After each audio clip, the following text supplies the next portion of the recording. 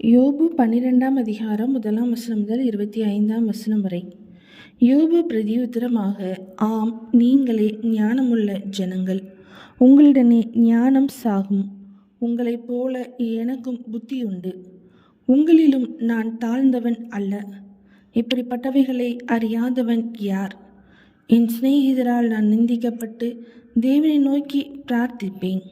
அவர் எனக்கு மறு உத்தரவு அருளுவார். உத்தமனாகிய நீதிமான் பரியாசம் பண்ணப்படுகிறான். ஆபத்துக்குள்ளானவன் சுகமாயிருக்கிறவனுடைய நினைவில் இகழ்ச்சி அடைகிறான். காலிடறினவர்களுக்கு இது நேரிடும். கல்லருடைய கூடாரங்களில் செல்வம் உண்டு. தேவனை கோபப்படுத்துகிறவர்களுக்கு கோபாங்கம் உண்டு. அவர்கள் கையிலே தேவன் கொண்டு வந்து கொடுக்கிறார். இப்போதும் நீ மிருகங்களை கேட்டுப்பார், அவைகள் உனக்கு போதிக்கும். ஆகாயத்து பறவைகளை கேள், அவைகள் உனக்கு அறிவிக்கும். அல்லது பூமியை விசாரித்து கேள், அது உனக்கு உபதேசிக்கும். சமுத்திரத்தின் மச்சங்களை கேள், அவைகள் உனக்கு விவரிக்கும். கர்த்தருடைய கரம் இதை செய்ததென்று இவைகள் எல்லாவற்றினாலும் அறியாதவன் யார்? சகல பிராணிகளின் ஜீவனும் மாம்சமான சகல மனுஷரின் ஆவியும் அவர் கையில் இருக்கிறது. வாயானது போஜனத்தை ருசி பார்க்கிறது போல, செவியானது வார்த்தைகளை சோதித்து பார்க்கிறதல்லவா?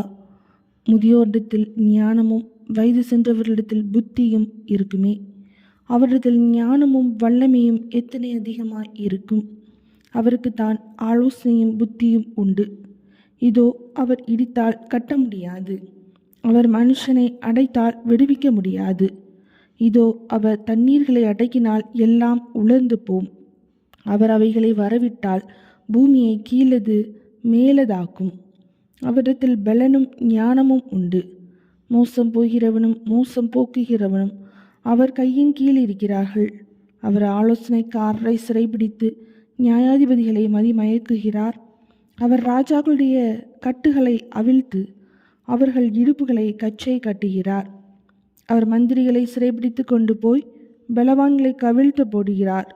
அவர் நம்பிக்கையுள்ளவர்களுடைய வாக்கை விலக்கி முதிர் வயதுள்ளவர்களின் ஆலோசனையை வாங்கி போடுகிறார். அவர் பிரபுக்களின் மேல் இகழ்ச்சி வர பண்ணுகிறார். பலவான்களின் கட்சியை தளர்ந்து போக பண்ணுகிறார்.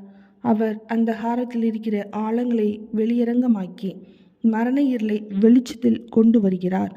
அவர் ஜாதிகளை பெருகவும் அழியவும் பண்ணுகிறார். அவர் ஜாதிகளை பரவவும் குருவவும் பண்ணுகிறார்.